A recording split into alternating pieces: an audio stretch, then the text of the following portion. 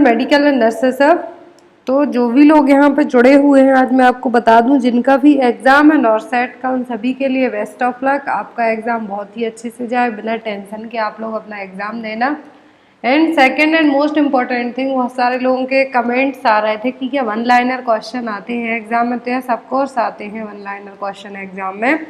तो उसी के अकॉर्डिंग यहाँ पर जिस टाइप के अभी तक जो प्रीवियस सेम्स में एग्ज़ाम आए हैं, एग्जाम्स में जो क्वेश्चन आए उसके अकॉर्डिंग यहाँ पर कुछ क्वेश्चन आपके लिए वन लाइनर क्वेश्चन लेके आए हैं।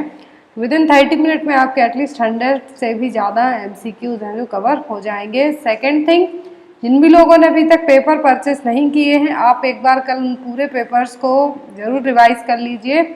आप चाहें तो डायरेक्ट व्हाट्सएप नंबर पर कॉन्टैक्ट करके उन पेपर को ले सकते हैं। चार्जेस ज़्यादा नहीं है, ओनली 230 रुपीज़ चार्ज रखा हुआ है, जिसमें आपके 2500 से और 600 से ज़्यादा क्वेश्चन कवर हो जाएंगे। सभी ऑफिशियल आंसर कीज है। एंड वन मोर थिंग, ये जो 2020 में नॉर्सेट का पेपर हुआ था वो भी इंक्लूडेड है उसमें, तो जिसमें आपके 2600 से ज़्यादा एमसीक्यू कवर हो जाते हैं। क्योंकि यदि 23 पेपर है तो 3 पेपर में पर पेपर 200 तक एमसीक्यूज हैं। क्योंकि कुछ एम्स में जो पेपर हुए हैं वहाँ पर 200 से ज़्यादा एमसीक्यूज। इम्पोर्टेंट थिंग, जो भी लोग पेपर देने वाले हैं उनको मैं बता दूं कि आपको क्वेश्चन किस टाइप से एग्जाम में आने वाले हैं। तो आपके क्वेश्चन आने वाले हैं 30 टू 35% आपको वीडियो बेस्ड और इमेज बेस्ड क्वेश्चन आना है। क्योंकि 180 एमसीक्यू नर्सिंग सब्जेक्ट से आना है, बाकी रिमेनिंग 20 में जीके, इंग्लिश, मैथ, हिंदी सब कुछ रख दिया जाएगा। तो 180 जो क्वेश्चन आने हैं तो उसमें से आपको सबसे ज़्यादा जो पार्ट आपका कवर करेंगे 30 टू 35% वो होंगे इमेज बेस्ड और video based question. Then after MSN से आपको अच्छे खासे क्वेश्चन आएंगे, video and image based question आएंगे, साइकोलॉजी, साइकेट्रिक, सभी से मिला के आपको क्वेश्चन आएंगे। जो लोग फर्स्ट टाइम पेपर देने वाले हैं नॉर्सेट का, मैं उनको बता दूं कि यहाँ पर 4000 से ज़्यादा वैकेंसी है। साथ ही साथ नॉर्सेट का जो पेपर रखा गया है, जो 4 सेंट्रल गवर्नमेंट हॉस्पिटल है उनका भी इसी नॉर्सेट में एग्जाम होगा। दैट मीन्स एक नॉर्सेट का पेपर 1 साल के लिए एलिजिबल होगा। क्योंकि बहुत सारे लोग अभी भी कंफ्यूज हैं।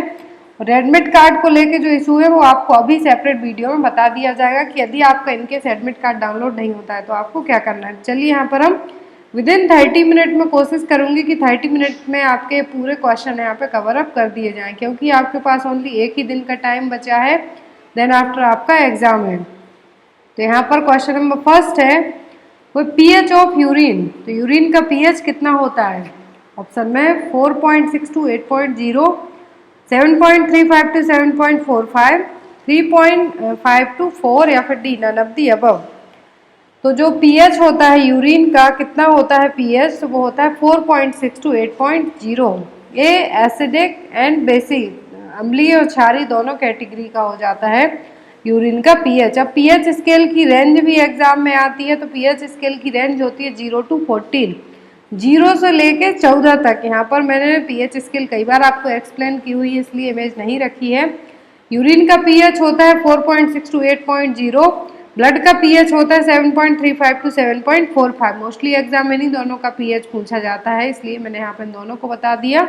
यूरिन का है 4.6 टू 8.0, ब्लड का है 3.75 टू 7.45। तो यहाँ पर यदि पीएच स्केल की रेंज आती है तो टोटल पीएच स्केल की रेंज होती है 0 टू 14 तक, 0 से लेके 14 तक, विथ 7 बीइंग न्यूट्रल। तो जो भी चीज 7 पे आके स्टॉप हो जाती है इसका पीएच 7 होता है, दैट मीन्स क्या है, neutral. In case less than 7 जाता है, 0 टू 7 तक की स्केल में जो मिनिमम जो सेंटर पार्ट है 7 तक यदि जाता है, लेस देन 7 तक जाता है, दैट मीन्स कोई भी चीज़ है जो उसका पीएच क्या है, एसिडिक। एंड मोर देन 7 जाता है तो एल्कलाइन, कैसे, एल्कलाइन नेचर की हो जाएगी। पीएच स्केल की रेंज सभी को पता हो गई। और इसमें जो अम्लीय, क्षारीय और न्यूट्रल है वो क्या होगा, तो इन चीज़ों से आपको पता चलेगा। Next is variola virus is the positive agent of. तो वेरियोला वायरस है जो किसका पॉजिटिव एजेंट है? ऑप्शन में chicken pox, small pox, rubella या फिर मीजल्स। तो वेरियोला जो वायरस है किसका पॉजिटिव एजेंट है? स्मॉल पॉक्स का पॉजिटिव एजेंट। चिकन पॉक्स का पॉजिटिव एजेंट होता है वेरिसेला जूस्टर, याद रखना है। और ये तीनों क्या है? मीजल्स, चिकन पॉक्स और जो स्मॉल पॉक्स का वायरस है, सभी आरएनए वायरस है। तो जो वेरियोला वायरस किसका पॉजिटिव एजेंट है स्मॉल पॉक्स के लिए? तो जो ऑप्शन में दिया है चिकन पॉक्स, तो चिकन पॉक्स का पॉजिटिव एजेंट है varicella zoster virus. Incubation period होता है 10 से 16 दिन तक, 10 to 16 डेज तक। एंड मोड ऑफ ट्रांसमिशन क्या है? Droplet infection. Small pox, chicken pox, measles, जितनी भी कम्युनिकेबल डिसीज हैं, वायरल हैं, बैक्टीरियल हैं, वेक्टर बॉर्न है, वाटर बॉर्न है, मॉस्क्यूटो से होने वाली, प्रोटोजोअल हैं। आप लोग एक बार रिवाइज कर लें, आपके एग्जाम में जरूर 4 से 5 क्वेश्चन तक आपको इनसे मिल सकते हैं। तो चिकन पॉक्स का इंक्यूबेशन पीरियड होता है 14 to 16 डेज, 2 वीक तक हम कह सकते हैं। इंक्यूबेशन पीरियड वो ड्यूरेशन होता है जब आपकी बॉडी में इन्फेक्शियस एजेंट एंटर करे, देन आफ्टर जो अपने फर्स्ट साइन सिम्टम्स शो करेगा वो क्या होगा? Incubation period. और नॉर्सेट का पेपर ओनली इंग्लिश मोड में आएगा। आप ये ना सोचें कि हिंदी में आपको पेपर मिलेगा, पेपर ओनली इंग्लिश लैंग्वेज में रहेगा। यहाँ पर है मीजल्स, मीजल्स जिसको रूबियोला भी कहते हैं। तो रूबियोला का जो पॉजिटिव एजेंट है मिक्सो वायरस। इंक्यूबेशन पीरियड होता है 10 से 14 दिन तक। मोड ऑफ ट्रांसमिशन क्या है? भी ड्रॉपलेट इन्फेक्शन है। नेक्स्ट क्वेश्चन की तरफ मूव करेंगे हम। The action in which halts the progress of disease at its incipient stage and prevents from complication। तो कौन सा प्रिवेंशन होगा जिसमें डिसीज की प्रोग्रेस होने के पहले ही हम उसकी फर्स्ट स्टेज होगी उसमें ट्रीटमेंट दें और कॉम्प्लिकेशन से प्रिवेंट करें? ऑप्शन में primary prevention, secondary prevention, primordial prevention या फिर टर्सरी प्रिवेंशन। तो जब डिसीज क्या हो गई है? ऑलरेडी हो गई है, बट उस डिसीज की प्रोग्रेस को हमें रोकना है, ट्रीट करके उसके कॉम्प्लिकेशन से प्रिवेंट करना है। तो ये कौन सी स्टेज होगी? तो ये होगी सेकेंडरी स्टेज। कौन सी स्टेज होगी? Secondary stage of prevention. यदि जब हम इनिशियल इन्फेक्शन होने से रोकते हैं तब हम क्या करते हैं? इनिशियल दैट मीन्स हम जो कुछ प्रोटेक्शन लेते हैं, हेल्थ एजुकेशन देते हैं, वैक्सीनेशन करते हैं, सब किस में आएगा? प्राइमरी में। सेकेंडरी में ऑलरेडी डिसीज है बट उसकी जो प्रोग्रेस हो रही है डिसीज की उसको हमें रोकना है। टर्सरी में आता है कि जो प्रॉब्लम हुई है दैट मीन्स जो कॉम्प्लिकेशन डेवलप हो रहे हैं वो और ज़्यादा लीथल सिचुएशन में ना डेवलप हो। तो जब हम जो कॉम्प्लिकेशन से लेकर रिहेबिलिटेशन के बीच की जो स्टेज होती है वो किस में आती है? टर्सरी प्रिवेंशन में। Next is calcium balance in the body is regulated with the help of. तो कैल्शियम का बॉडी में बैलेंस कौन बना के रखता है? ऑप्शन में पैराथार्मोन, एल्डोस्टेरोन, कैल्सिटोनिन या फिर AND, that means parathormone and calcitonin. तो सबको पता है कि कैल्शियम का जो रेगुलेशन है बॉडी में कौन करता है? Calcitonin and parathormone. ये दोनों एक दूसरे के अपोजिट काम करते हैं। तो कैल्शियम यदि ब्लड में कैल्शियम का लेवल क्या हो जाता है? कम हो जाता है, तो उसके बढ़ाने के लिए क्या दे देते हैं डॉक्टर्स? कैल्सिटोनिन देंगे। तो यहाँ पर कैल्शियम का बैलेंस और मेटाबोलाइजेशन कौन करके रखता है प्रॉपर? दोनों हार्मोन, पैराथार्मोन और कैल्सिटोनिन। तो parathormone that is produced by the parathyroid gland and helps to mobilise calcium from bones to blood. तो पैराथार्मोन क्या करेगा? जो कैल्शियम है बोन्स से ब्लड में एंटर करवाएगा। क्या करवाएगा? ब्लड, बोन्स से ब्लड में। तब ये क्या करेगा? लेवल को। दूसरा आता है कैल्सिटोनिन। तो कैल्सिटोनिन क्या करेगा? थायराइड ग्लैंड सीक्रेट करेगी, प्रोड्यूस करेगी और ये क्या करेगा? ब्लड से बोन्स में है जो क्या करेगा? कैल्शियम को भेजेगा। तो दोनों एक दूसरे के अपोजिट काम करते हैं बट दोनों रेगुलेट करके रखते हैं किसको? कैल्शियम बैलेंस को बॉडी में। Next is urine bile can be tested by which test. तो यूरिन में बाइल है या नहीं इसको किस टेस्ट से टेस्ट किया जाएगा? ऑप्शन में Fehling test, Benedict test, cold test या फिर हे टेस्ट। ये सभी यूरिन टेस्ट है बट यूरिन में बाइल प्रेजेंट है या नहीं इसको किस टेस्ट से हम आइडेंटिफाई करेंगे? तो होगा हे टेस्ट। कौन सा टेस्ट? हे टेस्ट। बेनेडिक्ट टेस्ट और फेलिंग टेस्ट दोनों क्या करते हैं? यूरिन में शुगर है या नहीं उसको आइडेंटिफाई करेंगे। और कोल्ड टेस्ट यूरिन में एल्ब्यूमिन जो प्रोटीन है उसका लेवल कितना है वो आइडेंटिफाई करेंगे। तो urine bile that means urine में बाइल प्रेजेंट है या नहीं उसको कौन सा टेस्ट बताएगा? हे टेस्ट। बेनेडिक्ट टेस्ट और फेलिंग टेस्ट यूज होगा यूरिन में कितना शुगर लेवल है उसके लिए। और कोल्ड टेस्ट किसके लिए होगा? Detect urine albumin level. Next is best position given to an unconscious client while performing oral care. तो यदि आप किसी अनकॉन्शियस क्लाइंट को ओरल केयर देते हैं, बेहोश है क्लाइंट, तो उसको आप ओरल केयर देते हैं, तो कौन सी पोजीशन देंगे? ऑप्शन में सुपाइन, साइड लाइंग, सिटिंग या फिर फॉलोअर्स पोजीशन। तो जो हम ओरल केयर देते टाइम स्पेशली पर्सन क्या है, अनकॉन्शियस है, बेहोशी की अवस्था में है, तो कौन सी जो पोजीशन देंगे?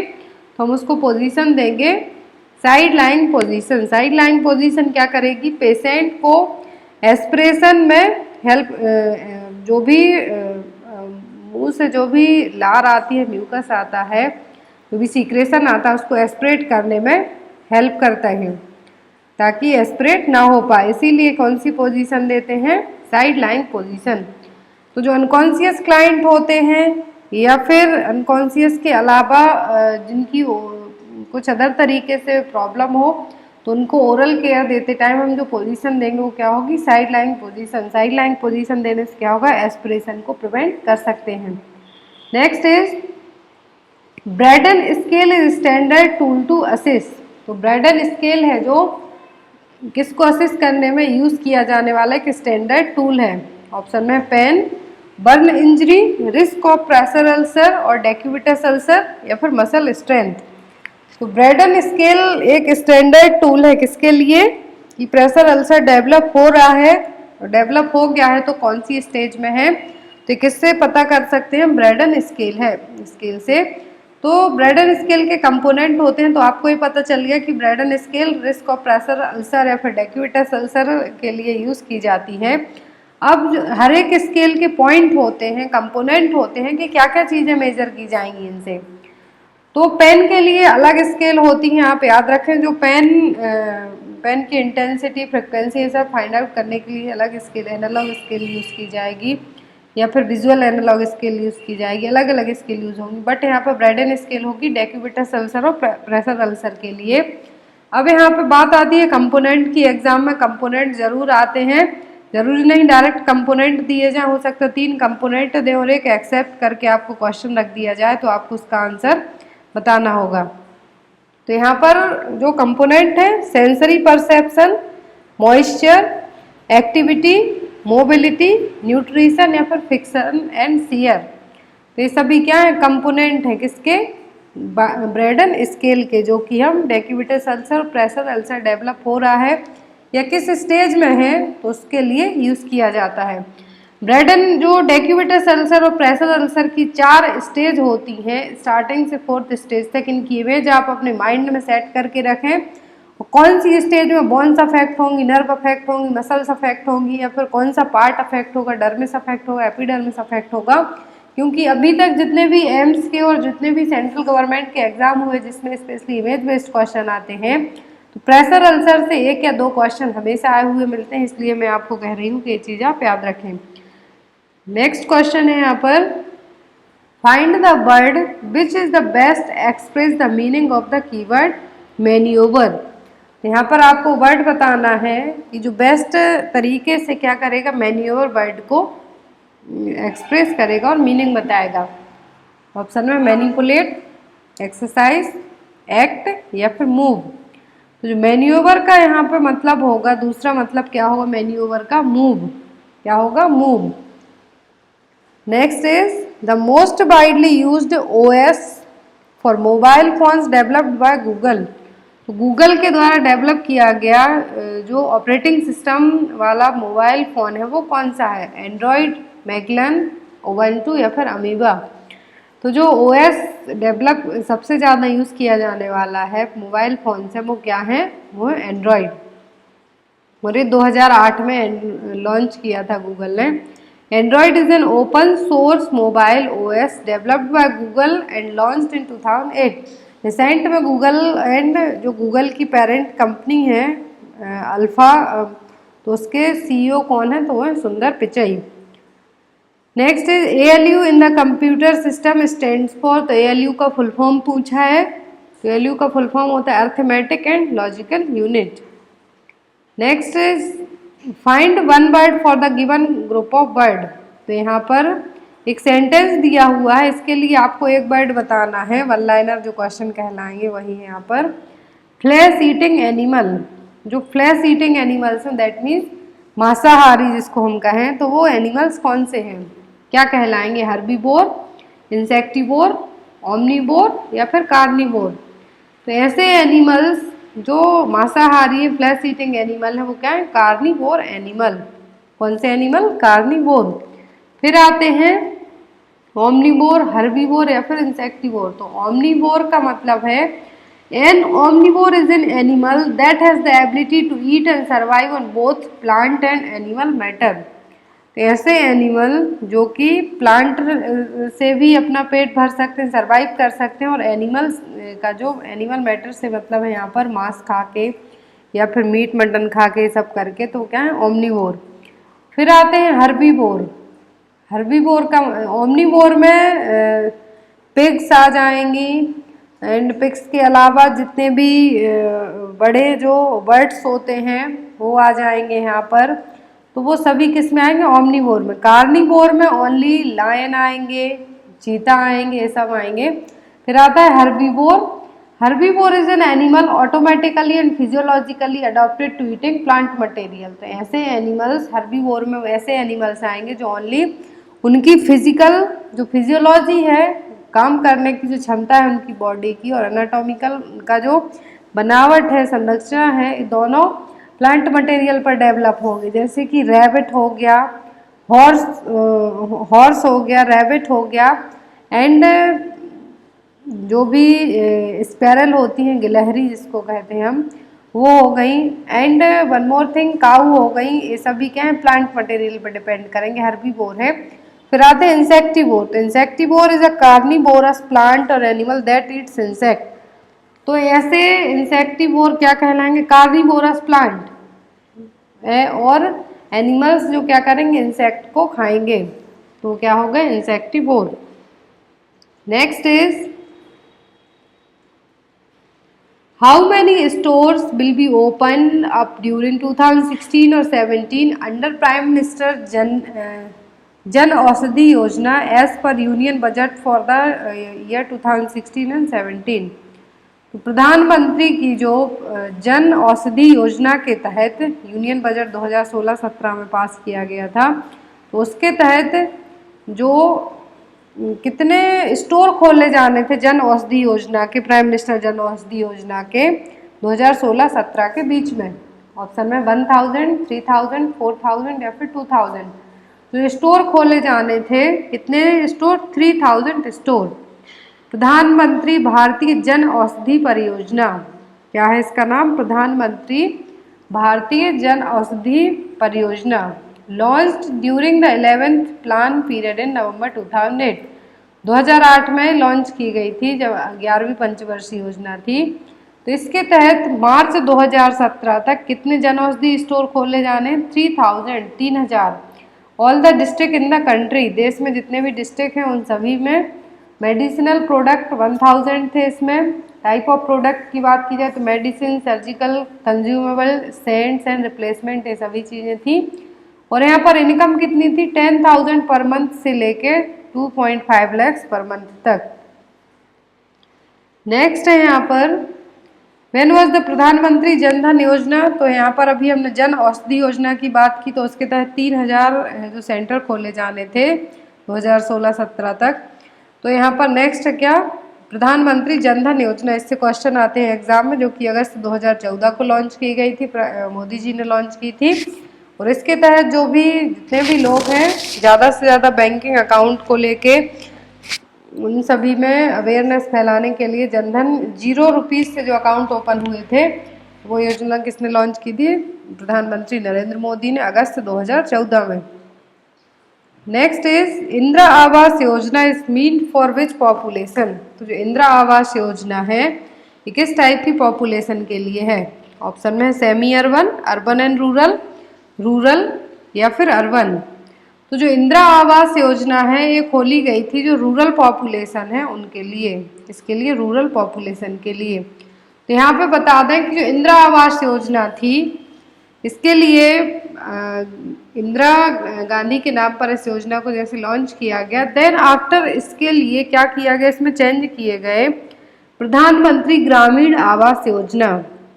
क्या किया गया, प्रधानमंत्री Gramin Awas Yojana, prime minister rural housing scheme. Previously ये किस योजना के नाम से थी, इंदिरा आवास योजना, जो कि रूरल पॉपुलेशन के लिए, अभी भी है रूरल पॉपुलेशन के लिए, बट नाउअडेज इसका नाम चेंज क्या कर दिया गया है, प्रधानमंत्री ग्रामीण आवास योजना और प्रधानमंत्री rural housing scheme.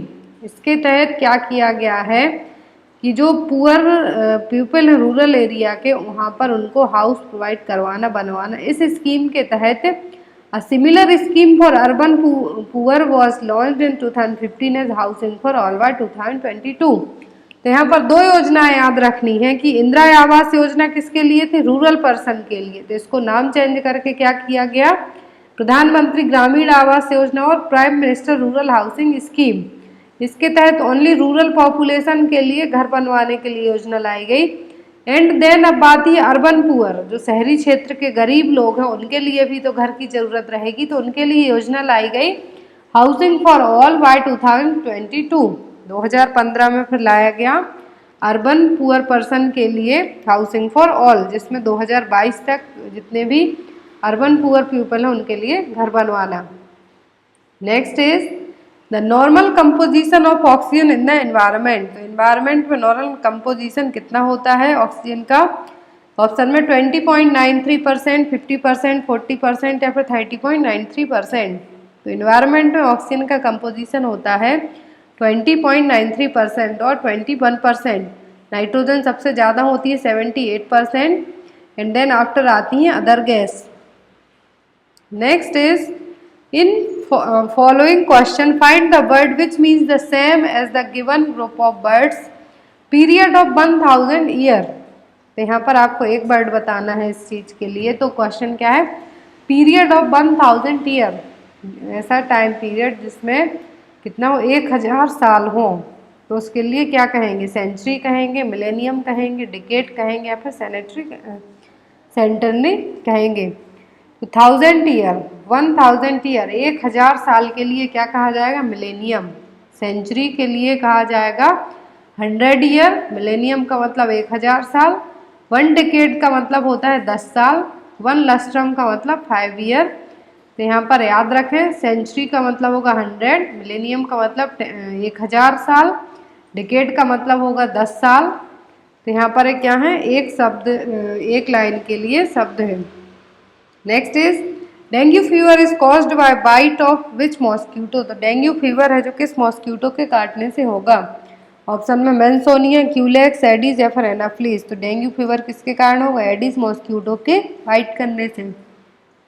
Next is who is elected as the new chief minister of Himachal Pradesh in 2021।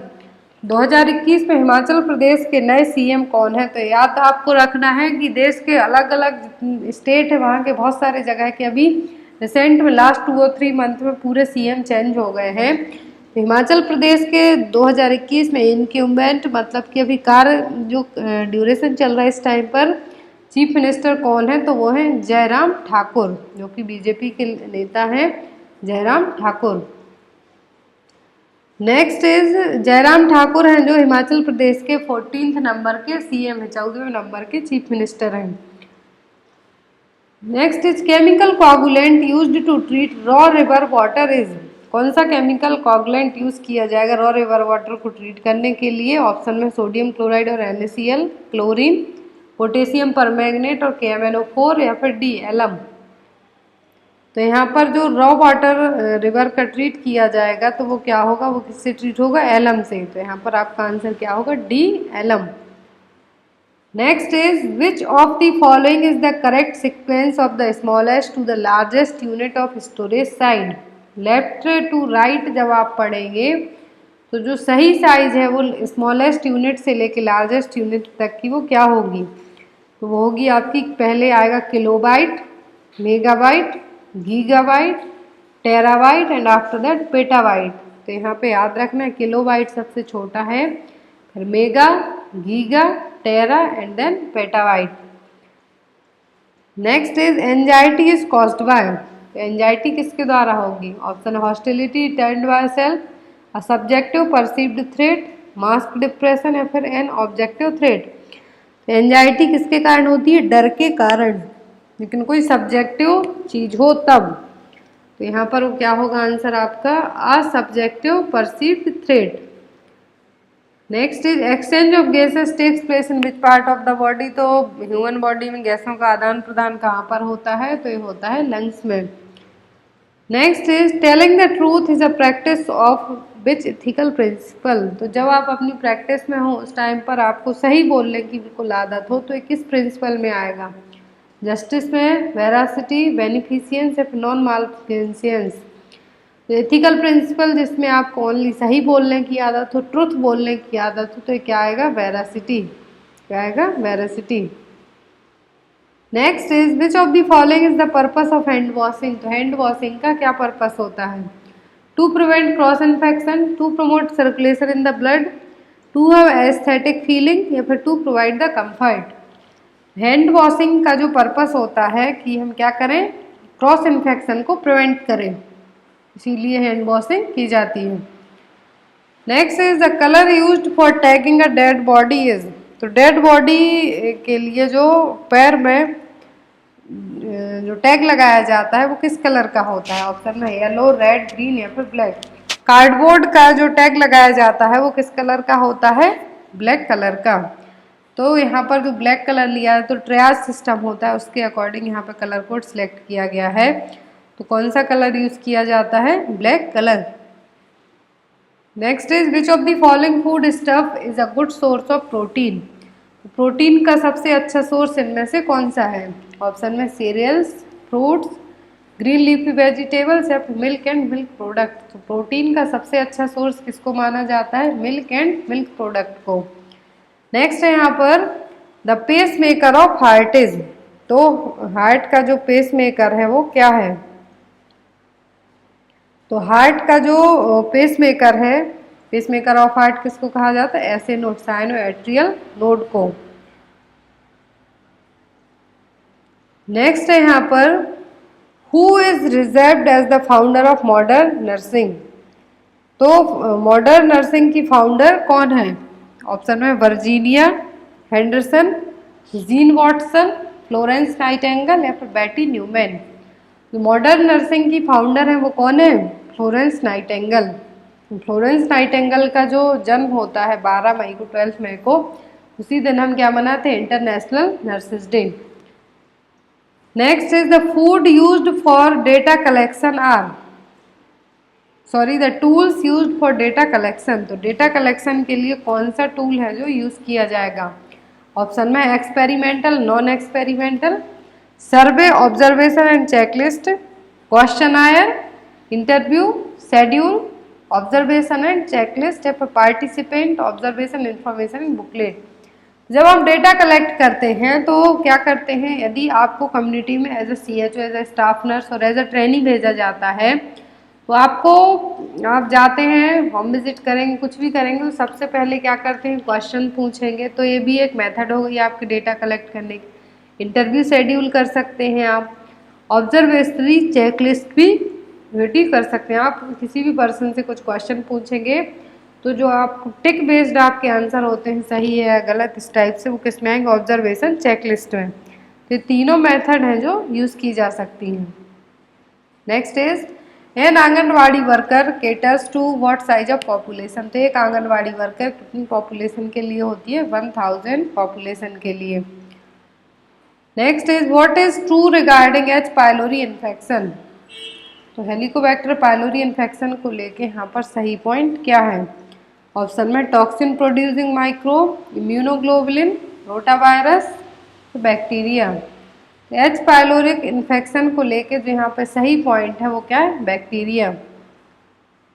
Next is which of the following factors leads to growth of cities. तो सिटी की ग्रोथ के लिए कौन सा फैक्टर रिस्पॉन्सिबल है? Housing facility, natural calamities, fertility of land या फिर industrialisation. तो शहरी इलाकों में जो लोग जाते हैं किसके लिए भागते हैं? इंडस्ट्रियलाइजेशन को लेके, अर्बनाइजेशन को लेके। तो ग्रोथ ऑफ सिटी के लिए एक फैक्टर क्या रिस्पॉन्सिबल है, industrialisation. Next is what is the dose of vitamin A for an infant at 9 month of age. तो 9 महीने के इन्फेंट के लिए विटामिन ए का कितना डोज होगा। ऑप्शन में 4 लाख आयु, 1 लाख आयु, 3 लाख या फिर 2 लाख। तो जो इन्फेंट 9 महीने का है उसके लिए कितना विटामिन दिया जाएगा, 1 लाख आयु है जो यूनिट दी जाएगी। यहाँ पर ये देखिए टाइमिंग और विटामिन ए का डोज दिया हुआ है। तो after more than 6 month of age में 50,000 और यदि 6 to 12 मंथ की एज का है बच्चा तो 1 लाख। मोर देन 12 मंथ पूछते हैं तो 2 लाख याद रखना है। यदि लेस देन 6 मंथ पूछते हैं आपसे तब आपको बताना है 50 आयु 50,000 यूनिट देनी है। बट यदि 6 से 12 महीने की एज में तो आपसे हो सकता है 6 की जगह 7 मंथ के लिए पूछे तब भी आपको 1 लाख यूनिट कहना है आयु। यदि 11 मंथ पूछते हैं तब भी सेम। यदि मोर देन 12 मंथ पूछते हैं कि 12 मंथ 1 वीक का है, 12 मंथ 2 मंथ का है, तब कितना देना, 2 lakh unit. Next is the significant sign of pyloric stenosis is. तो पाइलोरिक स्टेनोसिस का जो मोस्ट कॉमन साइन है वो क्या है। ऑप्शन में projectile vomiting, blood in vomiting, frequent vomiting या फिर वाइल इन द वॉमिट। जो सिग्निफिकेंट साइन है पाइलोरिक स्टेनोसिस का वो क्या है, projectile vomiting. Next is which of the following is a significant component of pain assessment. यदि आप पेन असेस करते हैं तो मोस्ट कॉमन सिग्निफिकेंट असेसमेंट क्या होगा, इफेक्ट होगा, कॉज होगा, कॉजिंग फैक्टर हो गया, फिर इंटेंसिटी होगा। तो पेन असेस करने के लिए आपको उसका कॉज किसके कारण हुआ है, क्या फैक्टर है, क्या इफेक्ट है, वो बाद में चेक करेंगे। बट जो फर्स्टली आपको चेक करना है वो intensity and frequency of pain. यहाँ पर आपका आंसर क्या होगा, डी इंटेंसिटी। दैट मीन्स जो पेन है किस तरीके से हो रहा है या फिर कितना ज़्यादा हो रहा है, कैसे असेस करेंगे हम, इसके लिए फिर अलग अलग स्केल होती हैं, उससे इसको ज़्यादा इजीली फाइंड आउट कर पाएंगे। Next is which of the following is a DNA virus. तो डीएनए वायरस कौन सा है। ऑप्शन में hepatitis B, hepatitis C, hepatitis A या फिर हेपेटाइटिस डी। जो डीएनए वायरस इनमें से वो क्या है, हेपेटाइटिस बी वायरस। और हेपेटाइटिस की बात की जा रही है तो hepatitis A and D only faecal oral route से फैलने वाले हैं, बाकी सभी का जो ट्रांसमिशन रूट है वो अलग अलग है। डीएनए वायरस हेपेटाइटिस की जो कैटेगरी का हेपेटाइटिस बी वायरस है वो क्या है, डीएनए वायरस है। Next is what are the sign of shock. Shock के साइन इनमें से कौन से हैं। ऑप्शन में है rapid pulse rate and unconsciousness, lethargic and slow pulse rate, sweating and forgetfulness, cold clammy skin, unconscious and rapid pulse rate. तो जो शॉक के साइन है यहाँ पर क्या है, वो cold clammy skin, unconsciousness and rapid pulse rate. Next is the difference between oral and axillary temperature. तो ओरल और एक्सिलरी टेम्परेचर यदि हम लेते हैं तो कितना डिफरेंस आएगा, माइनर से डिफरेंस रहता है तो कितना होगा। ऑप्शन में 1.6 degree Celsius, 0.6 degree Celsius, 3 degree Celsius, फिर 1 डिग्री सेल्सियस। तो ओरल और एक्सिलरी टेम्परेचर के बीच में ओनली 0.5 और 0.6 डिग्री सेल्सियस का ही डिफरेंस होगा। Next is enuresis means. तो एन्यूरेसिस का मतलब क्या होगा, loss of control of stool, breath holding, loss of the control of urine, loss of control of vomiting. तो एन्यूरेसिस का मतलब होगा loss of control of urine, encopresis का मतलब होता है loss of control of stool. तो यहाँ पर आंसर क्या होगा, सी।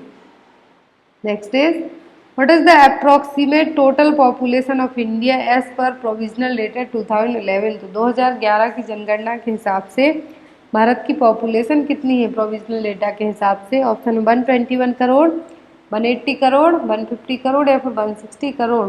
बट यहाँ पर बता दें कि 2021 का जो सेंसस होना था वो अभी तक नहीं हुआ है। सेंसस एवरी 10 ईयर कंडक्ट करवाया जाता है, हर 10 साल में। तो प्रोविजनल डेटा के बेस पर पूछा है तो अकॉर्डिंग टू ऑप्शन के जाएंगे तो होगा 121 crore. But now at present India की पॉपुलेशन 130 करोड़ से भी ज़्यादा है। Next is the thermo regulation centre is located at. Human body में जो बॉडी के टेम्परेचर को रेगुलेट कौन करता है। ऑप्शन है हाइपोथैलेमस, मेडुला, पॉन्स या फिर पिट्यूटरी। सबको पता होगा ये क्या है, hypothalamus. Next is a major portion of calcium is found in which part of the body।